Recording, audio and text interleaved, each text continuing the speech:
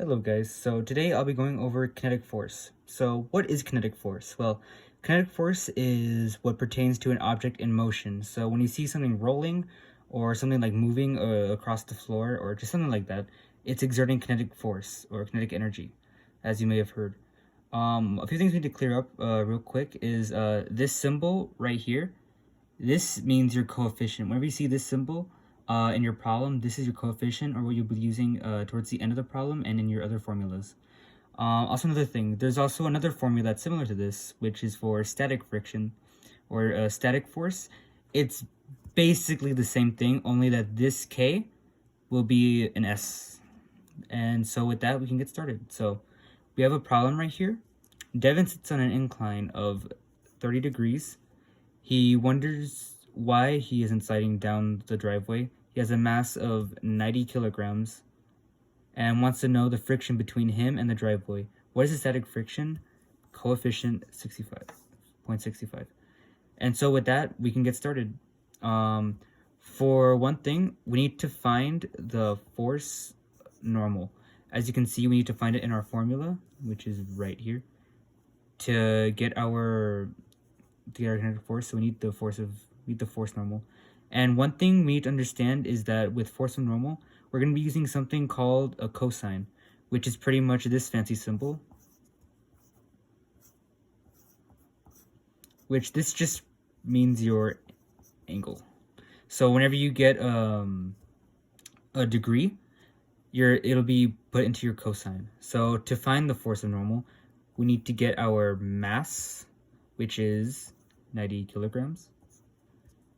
We need to also use our gravity because, well, when we're looking at kinetic force, we're looking at why is the object staying still? Which I forgot to include, so let me do that right now. Our free body diagram. Obviously, this is a horizontal plane, so it wouldn't be like this, but just for right now, just to explain what exactly is the free body diagram, it just goes with your force of friction, your force of normal, your force of inertia, and your force of gravity. And when we understand gravity, we understand that gravity is always negative 9.8. So with that, our normal force is also going to be 9.8 for an object that is going to be similar to this. But because we need to find our normal force for Devin, we will not be using this at the moment. So in order to find that, we'd be on an incline. I know I'm really bad at drawing. Of 30 degrees. So with that, our gravity is going straight down to negative 9.8. Our free body diagram will look something like this. As you can see here, I like to draw this for myself, so I know when we're trying to find our force of normal for our free body diagram. So with this, I like to make like a little line. This line right here isn't going to be what we're trying to find. We're trying to find this line, which is extending away from the object, or in this case, Devin. So with that explanation, we can get to work. So we know that our gravity is going to be negative 9.8, and our angle, which is cosine 0.65.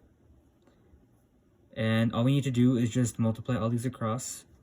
So if you plug that into your calculator, you'll get a number of 136.05. And of course, we need to make this positive because, well, gravity is going down, which makes it negative, and normal force is going up, which is positive. So just a couple of things to remember with kinetic force and force of normal. We always want it to be positive, at least for our force of normal when putting it into our equation for kinetic force. So once we have this, then we can find our kinetic force because, well, we already have our force of normal, which we just figured out right now, and now we just need to multiply that by our coefficient. So coefficient of 0.65 and 136.05. If we multiply these together, we get an answer of force kinetic equals 88.4 newtons. So just for a quick recap, our equation for a force of normal is our mass, acceleration, and our cosine. Using this, we're able to find our force of normal, and then we just multiply that by our coefficient to get an answer of 88.4. Well, I hope that helped. I'm still learning this, so I might have said something a little bit wrong.